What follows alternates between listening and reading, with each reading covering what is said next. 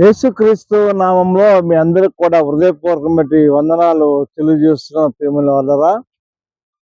ఈరోజు మరి దేవుని మాట, బంగారపు మాట నేను మీకు తెలియజెప్పాలని ఆశ కలిగి ఉన్నాను.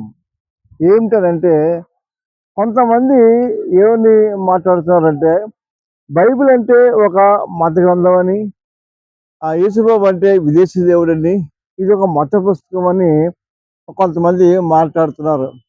నిజానికి ఇది మత పుస్తకం కాదు ప్రియమైన వాళ్ళరా.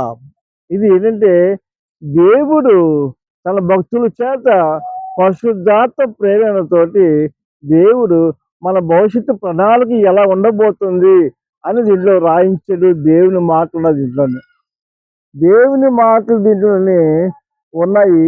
అవి మనం పాటించాలి. దీంట్లో బైబిల్లో ఎంత మాత్రం కూడా ఇది క్రైస్తవ మతం అని కానీ ఎక్కడ ఉండదు. ఏముండదంటే దేవుడి దగ్గరికి వెళ్ళడానికి మంచి మార్గ గ్రంథం ఇది. ఎందుకంటే అనేక మత గ్రంథాలు ఉన్నాయి, కానీ దేవుడి దగ్గరికి వెళ్ళడానికి ఒక గ్రంథం కూడా లేదనే చెప్పవచ్చు. ఎందుకంటే యేసు ప్రభువు మాట్లాడుతున్నారు. ఆయన ఏమంటే, నేనే మార్గమును, సత్యమును, జీవనం, మరి నా ద్వారానే తప్ప తండ్రి దగ్గరికి ఎవరు కూడా ఎక్కిపోలేరని దేవుడు సెలవిచ్చారు. కాబట్టి ఇది మతం కాదు, ఇది మతి లేని వారు మాట్లాడేది మతము. మరి దేవుడితో సంభాషణ కలిగి దేవుడి ఉద్దేశాలన్నీ కూడా ఎరిగినవాడు.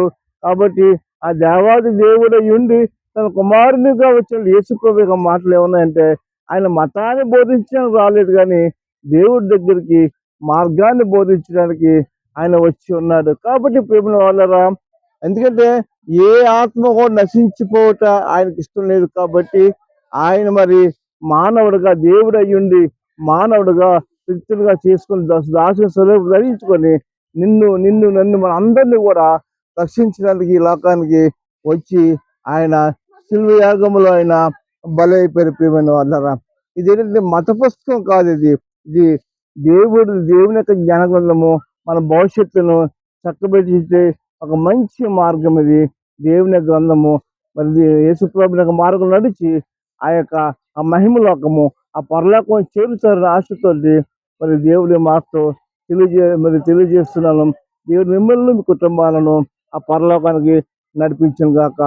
ఆమేన్.